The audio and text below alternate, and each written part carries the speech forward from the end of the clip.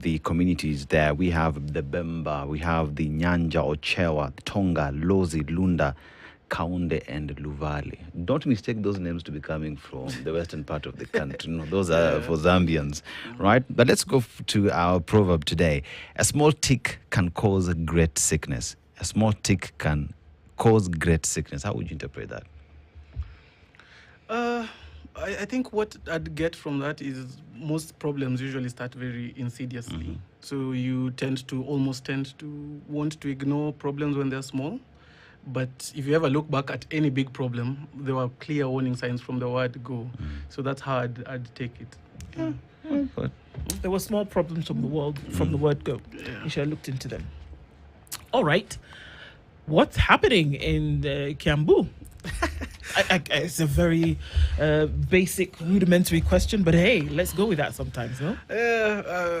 Sometimes I also ask myself the same question, what's happening in Kiambu? Because Kiambu is the second largest county in terms of like the budget size it has, population size it has. So essentially Kiambu is a heartbeat away from being the center of the country. So in Kiambu, we currently have a strike that has now reached 12 weeks today, 84 days. That's the longest strike since the history of devolution. The current record is held in the 2016 strike for 100 days. So we are heading towards now even putting all strikes together. Kiambu beating that record, unfortunately. 12 weeks. Yeah, 84 days. 84 days. But the other one was 100 days. But that's at the national strike. That's at the national, Yeah, not at the 2016, county level. All right, I thought my math had done a doozy on me. Okay, let's go. Yeah, but the problem is not a strike. A strike, as a doctor, I'll tell you, is like a symptom of something underlying. When you see a strike, there's a problem that now that is manifesting as people going on strike. So what we have in Kiambu is essentially just a collapse of the healthcare system to a level where doctors who we tend to look at ourselves as the guardians of our healthcare system in its entirety just had to down its tools back in May. And since May, we're still on strike. Hospitals are not functioning, hospitals are not working, services are not being rendered, and we have a county government that is just comfortable, just passing time. What are your demands as doctors to the county government, and have you at any point had discussions to solve these problems? And if so, if not, why? If so, mmefika? Yeah, so the strike actually originated from a previous strike in 2024, where the return to work agreement was signed back in May 2024.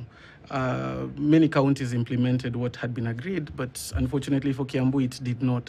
So starting from that point, you move to late 2024, where we try to go for conciliation. Conciliation is where the Ministry of Labor sends like professionally trained conciliators to bring people together. It's kind of like therapy for warring parties. Unfortunately, they did not show up for that. So then again, we tried direct engagement with the county all the way in early 2025. And when it came to May 2025, this was now a year later, we had no other choice.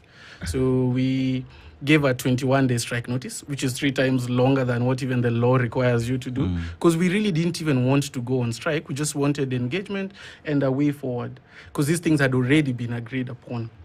However, the county did not engage at all. In fact, 0 meetings, 0 communication. What they did was on the eve of the strike, the day before, they rushed to court because they wanted to get a court order barring the strike. Unfortunately, I think judges have become wise enough to know these gimmicks that county governments do. So instead of giving orders ex parte, which is just giving orders without listening to both parties, the judge was quite wise to say, bring both parties, I want to listen to them. And when the judge listened to the issues, he actually dismissed the entire case by the county government, rendering the strike legal. Now, after that, we've now been in a protracted strike that is protected by law, whereby, again, the Ministry of Labor stepped in again saying, okay, this time, are you serious for conciliation? The county has come. Again, we've agreed in principle on all the 10 issues. I can go through them if you'd want me to. However, ending the strike seems to be a problem for them because, unfortunately, one thing we did is, I'm saying unfortunately, but it's still the right thing to do, is we decided this strike we will do it differently. We offered what we called a minimum service protocol, which means as much as doctors are going on strike, we will give a doctor from the union, a member of the union, to be at the emergency service sections of every hospital to make sure that if anything happens, an accident, any emergency service, someone comes in labor, at least they can be seen by a doctor, stabilized, and then referred to another facility.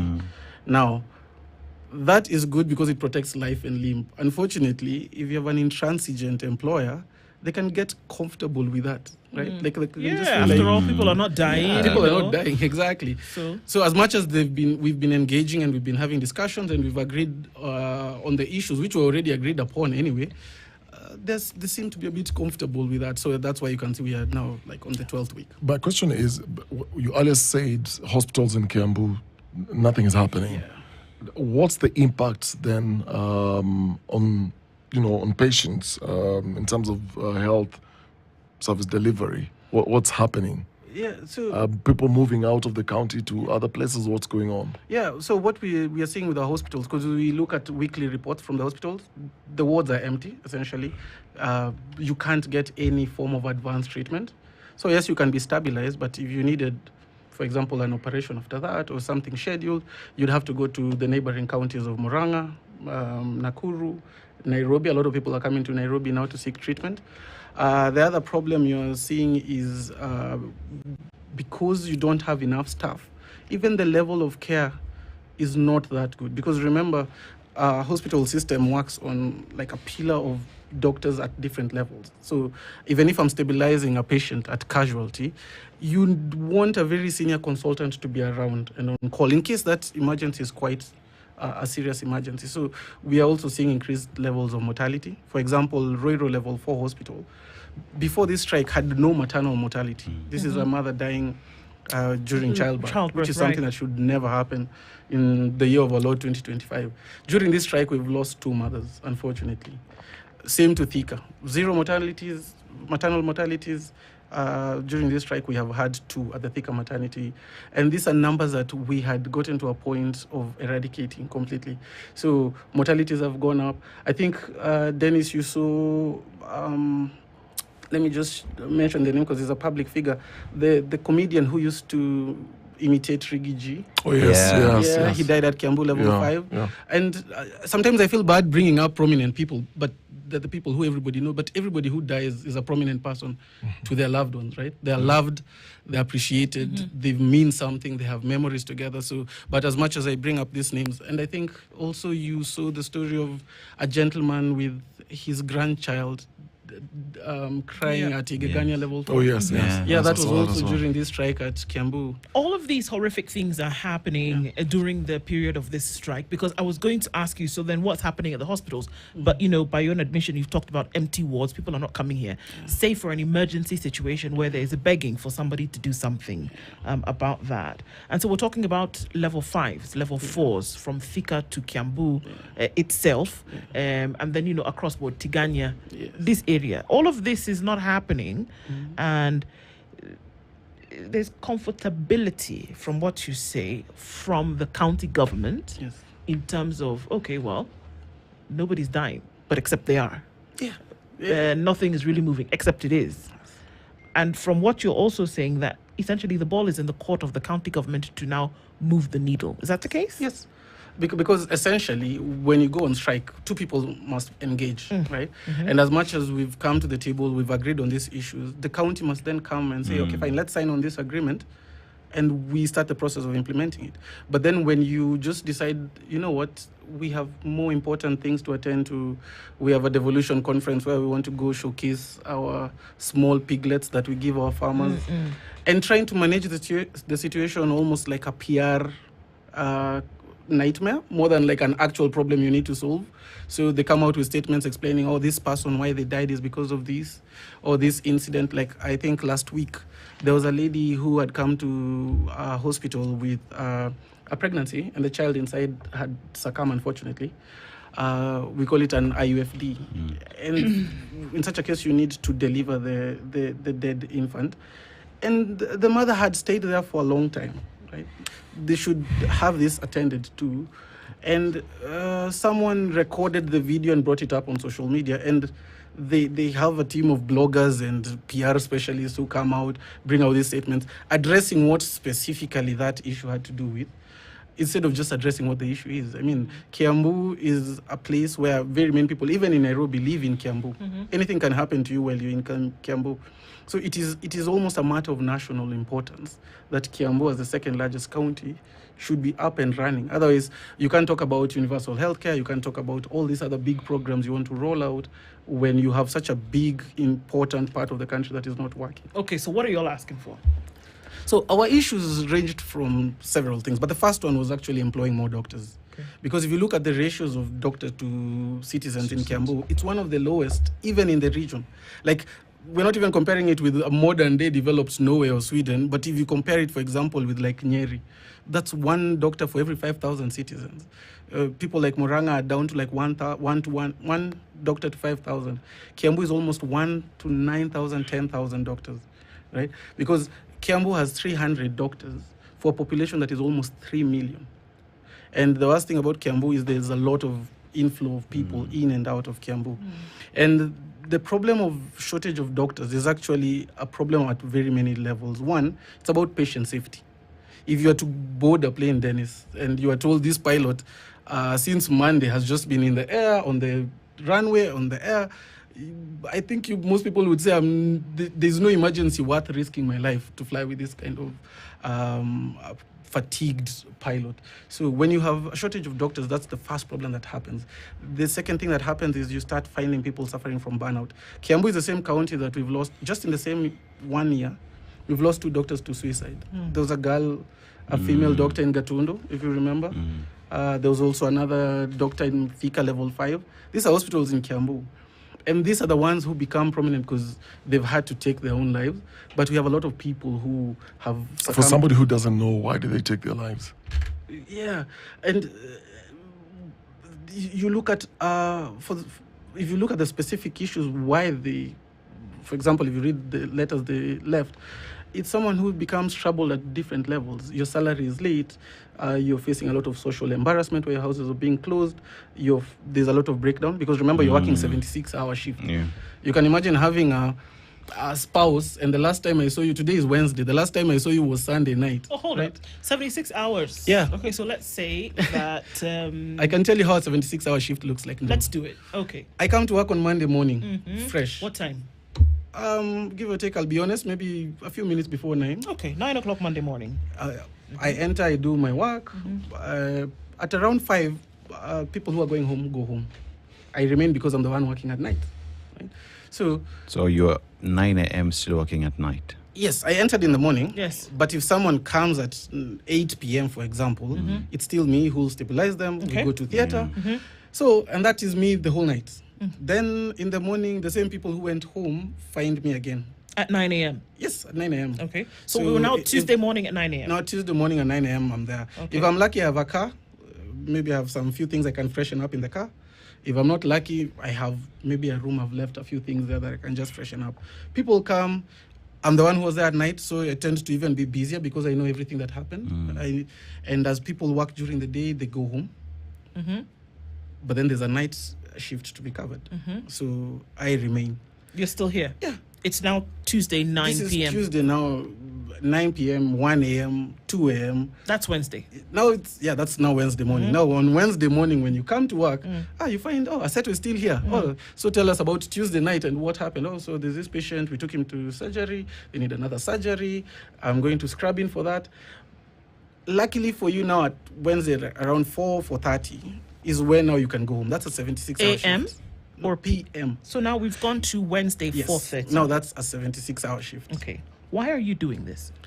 And that's because of the shortage I'm talking about. Because the problem is once there are not enough doctors, you face a problem where if you're not there, what happens? A reasonable employer would say, you know what, I don't have enough staff. We've not invested in enough capacity. Just close the facility for the night. Dr. Morioki, just hold on before we even go to reason. Mm-hmm. So from 9 a.m. on Monday morning until Wednesday at 4:30, this is not a Dr. Morioki thing. This is what the normal case is amongst doctors? Yeah. All right. And with rotas that clearly spell this out. That means be on shift for these hours. You know, the thing with a rota, I can give it to you and someone can call you and ask who should be on call. And someone will say, it's Okari who should be on call. Right? Okay. They're looking at a rota that clearly has Okari from Monday to Wednesday at Wednesday. 4. Right. So All right. it's not Okari going out of his way to be generous to the Like public. I'm just going to hang out here because I don't have anything else to do. Yeah, I'm bored. I'm bored. Or I'm trying to avoid going home. No, I need the brownie point. I love my job. All right. So during these hours, TV has spoilt us. Because we would imagine that, there's an on-call room somewhere, then you can go take a nap for maybe like an hour. You take a power nap, freshen up, do the business. Does that happen? Unfortunately, most of these facilities don't have call rooms. Some have rooms that used to be call rooms back in the 90s, but then they're not places you can actually sleep. So what most doctors tend to do is, because you're lucky enough to have a car, is you retreat to your car for a couple of hours. But you're on call. Yeah, you can't even leave. Because remember, if something happened and someone can come and say, Dr. Ndu was around, we called her, she took 45 minutes to come, we lost the patient. Now that's a disciplinary that begins there. So as much as you're resting in your car, you really need to still be around. So you, put your chair down. If you're lucky, you can get maybe an hour or two of sleep, if that's a calm night. But again, as I said, Kiambu has so many people, you'll rarely find nights that are really calm. Because even if you look at the numbers, for example, Thika Level 5 has just its maternity department, has numbers, that if you look at the deliveries per year, has numbers that rival Pumwani, which is an entire hospital, which is an entire maternity hospital. So for you to even imagine you'll get a couple of hours of sleep, that's very unlikely. Actually, there's a hospital, I will not mention the name, where I found this nurse that I know. So I was going in to see a patient, and I stayed for a very long time. And in the morning, again, I was making another trip. And I'm parking my car, and 3 cars are next to me. I see her coming out, and I'm like, good morning again. Like, yeah, good morning. So I later look at her, and I'm thinking, you need coffee. The way you look, you need coffee. She's like, Dennis, I've not slept. Kumbe, she had gone to the car to catch a nap. The parking, then go back to hospital. No time to even go home. She didn't look okay. And I was trying to imagine, if you're going for a procedure or you're going to attend to a patient and you look like you seriously need coffee, you look like you seriously need a shower, how are you going to treat these patients? Do patients know the gravity of this issues you're raising? For example, their working hours and all that. Do they even know? I'd say to a certain extent they know, because sometimes they can tell. There are even patients who will tell you, Daktari, naona leo watu ni wengi. That's a polite Kenyan way of saying, I can see you're fatigued. But also remember, Dennis, the people who come to these facilities, public facilities, are people with not very many options. Yeah. Right? Like if my father's clinic is at Gatondo Level 5, and that's why we come, I have no other choice. So if this is a doctor who has to see us, they have to see us. They as much as I might empathize with them, it's not someone who feels like they have the option of saying, you know what, this is not good enough for me. Let me just, go to the nearest AR or avenue. So does the patients know you've established that? But now let's get it back to the responsibility bearers, right? So here's a question where now is the county, your employer. And this is a situation where budgets have been put in place. Doctors are supposed to be in office. You've issued your strike notice and you're now in this strike. Does the county really care about its citizens, its doctors, and the services that ought to be given, reading that together with the government's position on universal healthcare? I think the problem we get as especially healthcare workers is we are trapped in between, we are the service givers, right? But then there's a mentality, especially around the political class, that healthcare doesn't generate enough political currency for you. So, for example, if you're made governor, I know you're from the coastal region, so let's make you governor of Kilifi, for example, and you have a budget to work with. Lots of people will encourage you to build a big building, build a new wing, because that's something people can see, or even better, build roads, build things that people can see. In Kiambu, the idea is really to distribute piglets to farmers. So the governor literally goes giving small pigs to farmers, which is, there's nothing wrong with that, right? Like that's not to take away anything from agriculture. However, what the failure is of understanding here is people go to hospital to seek a doctor. In fact, if the doctor is even sat beneath a tree, people will still go queue. Yes. Right? True. You see many people even forming WhatsApp groups, raising money to go to India. They never go to India to look at its roads, its airports. They go to look for a particular doctor who can do this operation for my mother. Then we come home and recuperate.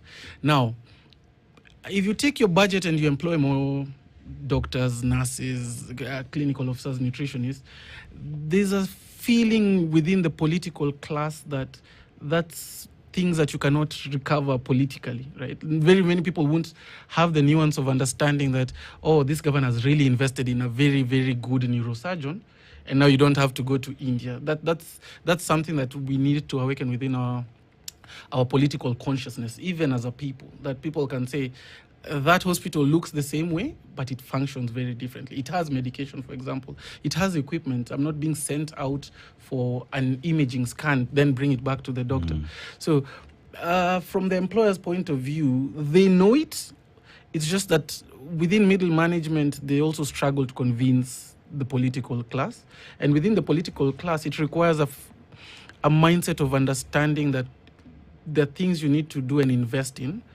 And that's development. Because, Dennis, if you don't have, for example, a psychiatrist in a rural village, give or take Kiamba in Kiambu, the people there, the old shushus and grandpas with Alzheimer's, dementia, that's their biggest problem, right? Like if you want to go tarmac the road or paint the road, that's not what that community is suffering from. They just want somewhere they know there's a new dentist there. Now I can go get my dentures there. I can use the same Maram road that I normally use, but that to me, you've really changed my life. So that's the kind of conversations we really now need to start embracing when it comes to the political class, especially. But the bigger problem also is we've seen from the Auditor General reports situations where you'll find a county has specialized equipment, but you have no specialist.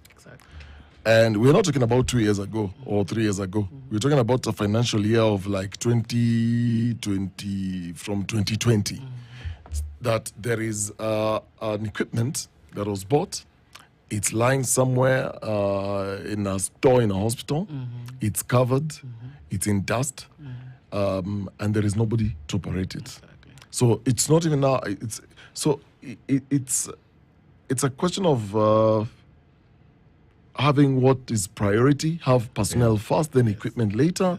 And here's a situation where you have equipment, then you're launching the equipment, then the people are saying, oh, now we've got equipment has come to our county, and then that story is forgotten. Is that what's happening in the counties? Yeah, and you'll see the two major equipment schemes for healthcare equipment, they don't become things that are generated from the user's app. Because I'll tell you, for example, Thika level 5, you require a headlamp to do a certain procedure. Headlamp is, I think you've seen it even in uses where you have like the big torch and you wear. That thing is like what, 13, 14, 15,000. But the people procuring this equipment are going to procure and push things down. So as Dennis says, you end up with things that there's either no personnel for that or it requires certain other things that you did not consider. Or even a specialized room. Yeah, Maybe exactly. you need to design a room differently because of what you're putting in there, like X-ray machines, MRI scans. Or you bring the equipment, it works, but then it requires, for example, films. And then you don't have those. Then you don't have films because the county didn't budget for films because they were not part of what you guys agreed. And maybe the thing I'm trying to say here silently, but anybody who's clever would pick it up, there's a tendency to lean towards things that have transactional value more than service delivery. Because if you look at equipment, if you look at buildings, these are things with large contracts and tenders. These are things that you probably deal with 1 or 2 people in rooms. But if you are to hire, for example, 100 new doctors, 200 new nurses, this is not as any Kenyan would understand what I'm trying to say. Yes, It's not as lucrative as.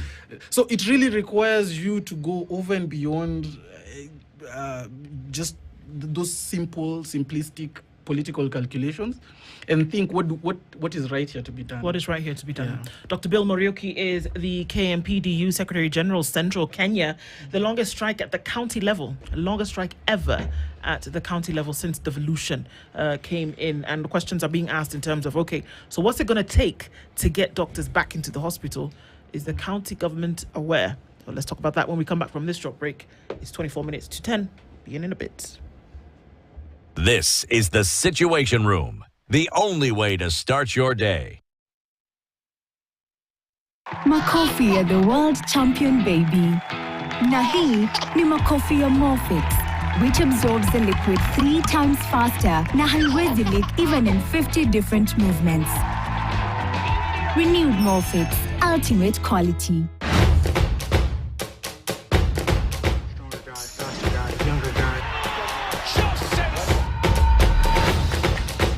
Three of Toulouse.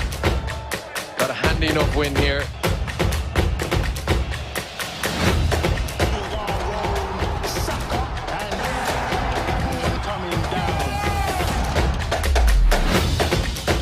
Big man in the middle. Ferdinando Manyala trying to stay relaxed.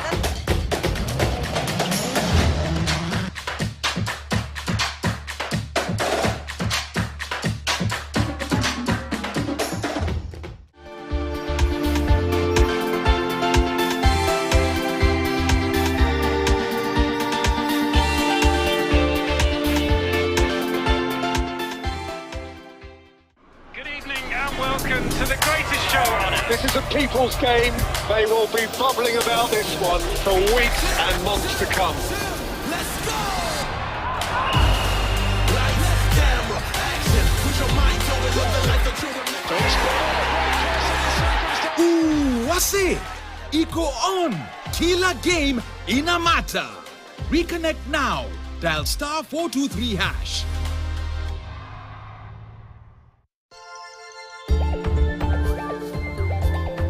Entrepreneurship is hard. Yeah. I think it's like giving birth to a baby. You need to articulate a vision. You need to sell that vision to people. Yeah. And I think when you build that muscle of problem solving, it's going to be better for you as an entrepreneur. You need to apply to 500 jobs To get one job offer. My goodness. 500 jobs to get one job offer. 500 jobs. Yeah. Right now, it takes more than 6 years for a graduate to get. Imagine that. Looking for a job is a full-time job for me. I should not be laughing. I went to American school, so I didn't learn about Kenyan history. First time I heard about some of the things that happened in Kenya's history. Yeah. And I went home and asked my mom, how did you guys let this happen?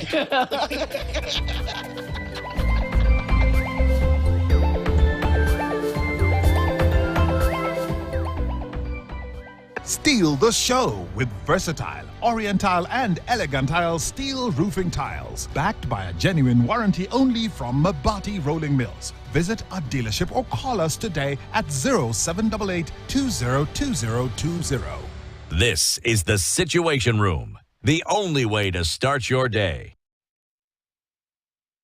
Engage people. The people who we go for meetings with, sit with, they're also promising you things they are not sure whether they can really deliver, because remember, they've just been appointed, and in Kiambu they tend to be kept on very short contracts. So they're also not on very secure footing. So it's for a strike to last as long as it has, it's tantamount to political incompetence, to be honest. It means you cannot bring together people, solve an issue, and have a conversation. So yeah, we've not met the governor. Yeah. Is it possible that the solution may lie with him and the people who work around him? Is it possible? Yeah. Ultimately, the solution has to come down to him, because the people of Kiambu elected him to run the executive of Kiambu.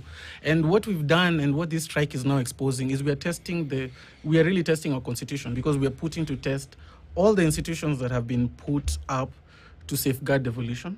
So we have a petition to the Senate.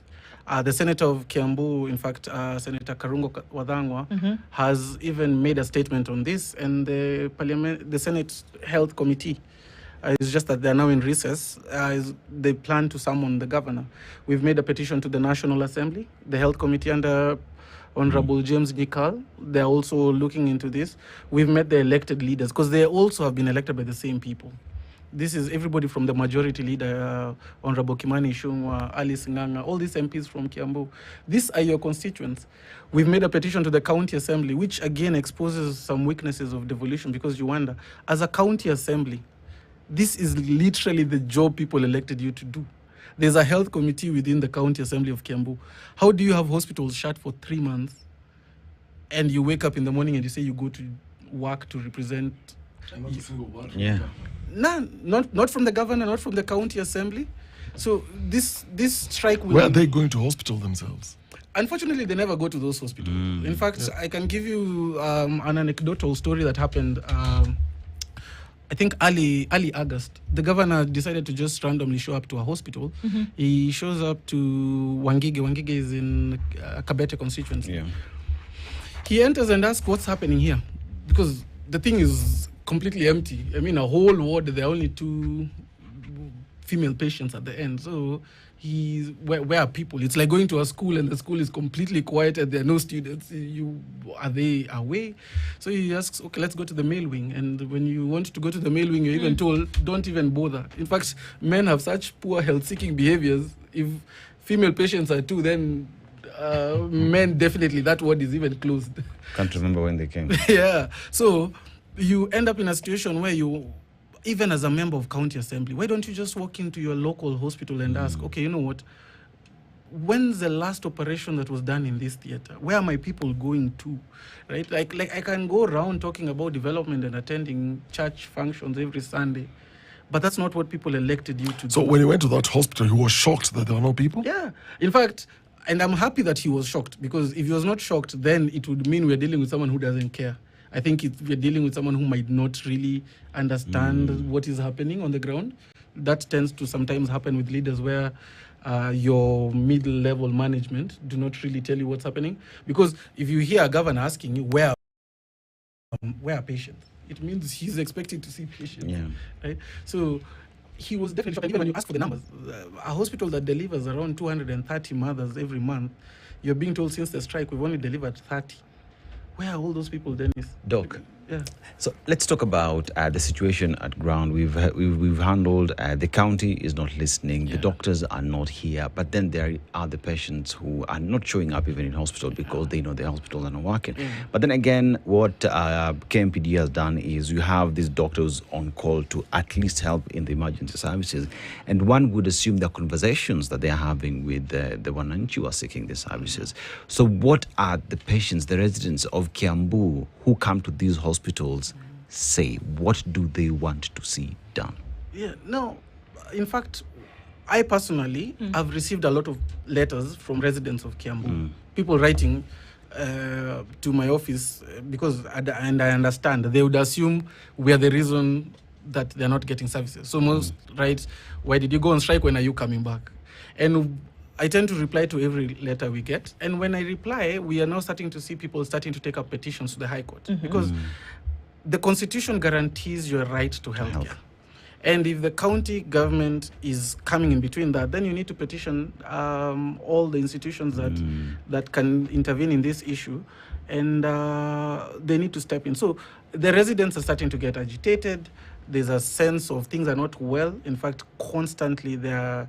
I think the other day we saw, I'm forgetting the exact hospital, but there was a big fight because someone is saying, if there's nothing happening here, tell us, we go home. There's no need for you to keep us here. And he had engaged in some scuffle that was it was recorded on camera, him just being upset, beating up a few people there. So you can tell the anger is starting to boil up. And this is the unfortunate thing with healthcare, because healthcare, you cannot cover up rot within the healthcare system. Unfortunately, you can cover rot within many sectors, but healthcare, nobody dies quietly. They are loved by people. They are known by people. That pain remains with the family somewhere. So once you keep it going, you cannot continue as if nothing is happening. So what we are seeing is things are starting to get to a point where even people are going to the Ministry of Health. In fact, the cabinet secretary now wants to pull out all the interns all the interns, any learning students that are there. And this is not just doctors. Remember, even nurses, clinical officers, all the interns are going to be pulled out.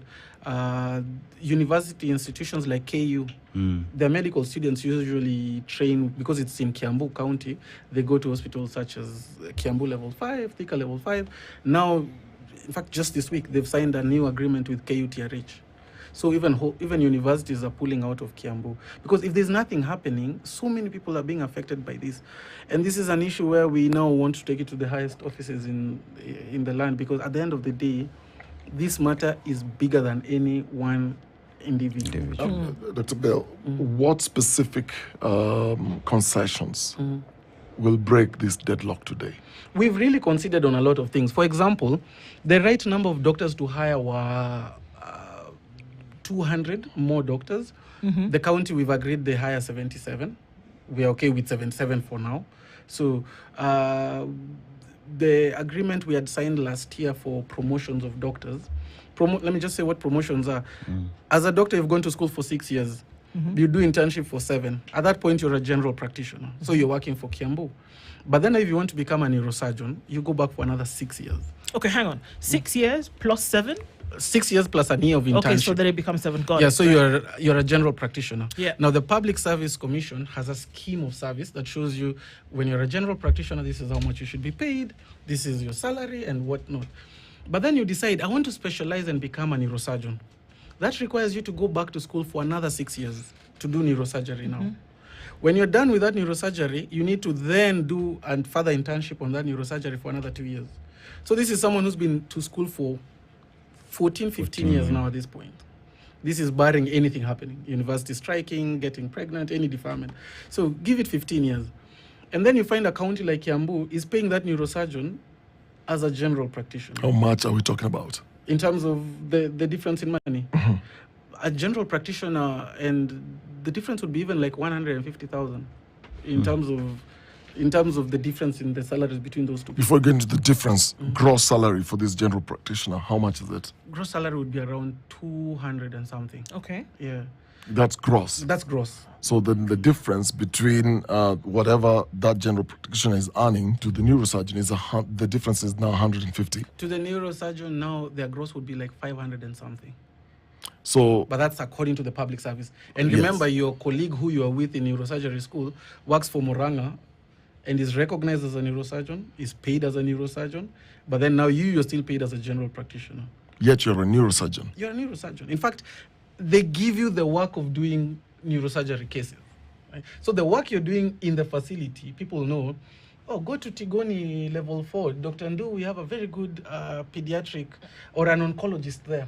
So they know you're an oncologist, but when it comes to your payslip and your designated papers, they'll pay you as if you're a doctor who finished school in 2022. Sounds illegal to me. It is illegal. And that's why when you go to strike, they usually concede on that, because that's just so unprofessional. And in 2024 strike, that's one of the things they agreed to, but they never implemented it.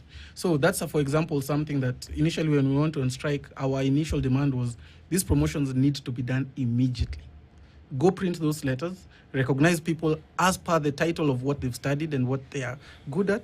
But now we've considered we are even ready to give them a few more 6 weeks to do it, right? So we've really moved on every single issue. The only problem is there's just a certain level of just being comfortable with the situation as is, because as long as it's not there in the public media, it doesn't bother them. We've had strikes in other counties. Yes.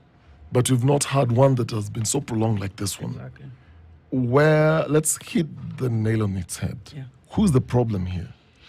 Unfortunately, in our assessment, what tends to happen with strikes, as I said, like Nairobi had a strike recently. Yes. You go for a few days, I think 30 days, you call up Governor Sakaja. He says, let's meet, let's talk. What do you need done? I can do that. Give me time. Let me put that in next year's budget. The strike is done. We don't have that with Kiambu. We have a situation where even elected leaders have spoken out about this, but the county is just a bit hesitant, a bit comfortable. So you guys call Wamatangi, and he doesn't pick your calls? He would not meet you. In fact, even to his fellow colleagues, he doesn't meet them. Because I'd always, as I was saying off air, I'd always assume as a political leader, you have personal friends amongst political leaders. So when we try to go through fellow political leaders to talk to the guy, this is something so easy to solve. In fact, in the history of Kiambu, all their governors, including Governor Waititu, we usually say including Governor Waititu because we consider him as one who had a lot of challenges, would have solved this strike. Because as a political leader, this is your specialty, bringing people together, managing situations, talking to people. And that's why if it requires us to go to the highest levels, to all the courts, to all the Senate and all the petition, nothing will move. Because now once you see the Ministry of Health even threatening to shut down hospitals in Kiambu, it will get to a point where you now cannot use bloggers and PR machines to cover the situation. Remember, they are losing a lot of revenue because at county level, healthcare gives you the most revenue. People are going there, they're paying, SHA is reimbursing you. So other than just a difficulty in personal ego, this is something that is very easy to solve. Is the Council of Governors, especially the Health Committee of the Council of Governors, picking up this matter, or is it also silent at that level? We've not gone to the Council of Governors. We've spoken to direct governors. You'd expect them to talk to one of their colleagues. Unfortunately, even that hasn't gotten us a breakthrough. And that's why we really want to put a lot of public pressure. Because politicians respond to politics, and we need the politics to now become untenable. For you to just become comfortable with your hospitals shut for 3 months, surely. Just because you don't go to those hospitals doesn't mean people don't go to them. So we are waiting for His Excellency to come back from Japan. And that's the next level we'll have to go to, because now at this level, even he has a political mandate to intervene in such a scenario, because all these people have been elected by the people of Kiambu. These things hinge around resources, money, and people and places. The 10 issues that you're saying brought to the table, that at the very least, some of them should be ticked off. And not even in its entirety, because you say, okay, hire 200 more doctors, we're ready to go with 77. All right, so give an increase here and there. You're ready to take a reduced amount, even on that demand. What would preclude the county government from acquiescing to some of these things? Do they not have enough money? Do they not? Because you must have heard the chatter that they must have said, well, this is the reason why this, and it surely cannot be that it is because Governor Wamatangi does not have a minute to address the issue in his out tray. I think the problem becomes because of mismanaging health for several years now, you have this fear within the system, now within Kiambu, that if you give doctors what they want, the next thing you'll see is a strike notice by nurses. Because remember, doctors are fighting for things that also nurses, just the same way I can give you numbers, nurses have their own issues, and you just then now need to decide to address these issues. So their perspective is giving in shows weakness, and that weakness will really undo a lot of other things they want to do. And their goal is to really not show any weakness, because they know it opens up another door that they might not be able to deal with at that point. You know, there's an issue here. Every year you have graduates. And there are conversations around how many of these graduates, cutting across different professions, who are then absorbed into the job market. Now, to be specific here now, I don't know whether you have the numbers of how many medical students graduate every year. We have so many colleges and universities around it. Do you guys have figures? Do you have figures of how many every year? Unfortunately, the numbers also keep going up because of rapid expansion. Exactly, of universities.